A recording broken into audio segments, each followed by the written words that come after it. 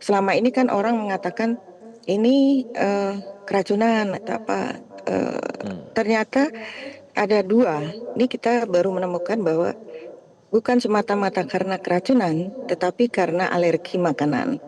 Jadi tapi orang kan semua, oh ini keracunan. Jadi ada yang karena disebabkan oleh alergi makanan. Misalnya anak-anak yang tidak kuat dengan udang, itu kan ikan. Nah itu bukan keracunan tetapi alergi makanan.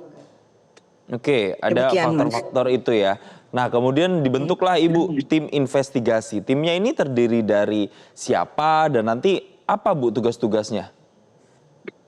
Tim investigasi ini terdiri sekarang kita bentuk juga memang ada beberapa dari para ahli ya, ahli di bidang farmasi, ada yang dalam bidang kimia, kemudian dari chef ya, karena kan menyangkut memasak ya. Lalu ada juga tentu dari dalam karena kami kan juga punya deputi pengawasan. Jadi nanti kita gabung dan ini sebetulnya meskipun secara organ belum resmi tapi ini sudah karena rame ini sudah mulai turun melakukan investigasi-investigasi.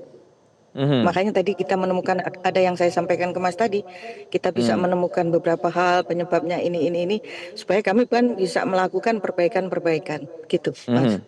Baik, jadi akan melakukan sejumlah evaluasi, kemudian nantinya dipelajari untuk bisa ditingkatkan pelayanannya supaya kejadian seperti ini tidak terulang.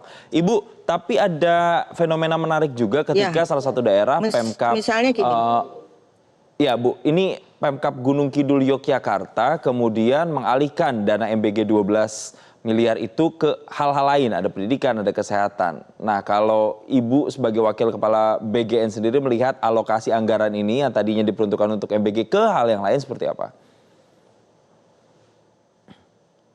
Ini saya aduh alhamdulillah nih ada tanya itu saya pengen meluruskan banget ini sebetulnya. Jadi orang ini kan confused seolah-olah itu kita mengirim uang ke mana namanya ke Pemda, kemudian Pemda mengalihkan. Jadi seluruh dana untuk program MBG itu dari pusat, dari Kementerian Keuangan. Dan saya mau sampaikan dari pusat ini langsung masuk KPPN, dari KPPN langsung masuk ke dapur-dapur SPPG, di mana nanti rekeningnya itu join rekening antara SPPG mewakili BGN, kepala SPPG mewakili BGN, dan pemilik mitra atau pemilik yayasan. Jadi tidak mampir juga di BGN. Jadi kalau dana makan bergizi gratis ini langsung dari Kementerian Keuangan, tidak mampir di BGN, langsung dari Kementerian Keuangan ke KPPN masuk ke dapur, begitu Mas.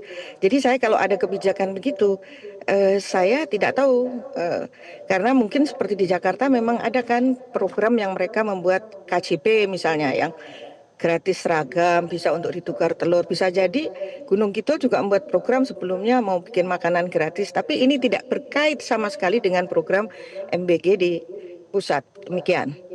Oke, jadi tapi yang terpenting adalah sekarang bagaimana selain daerah tadi, tapi seluruh daerah yang menjadi target itu benar-benar bisa tersalurkan MBG-nya tanpa kita harapkan kejadian-kejadian seperti ini bisa terulang lagi. Terima kasih Wakil Kepala Badan Gizi Nasional Nanik S. Deyang telah memberikan konfirmasinya bersama kami. Selamat pagi Indonesia.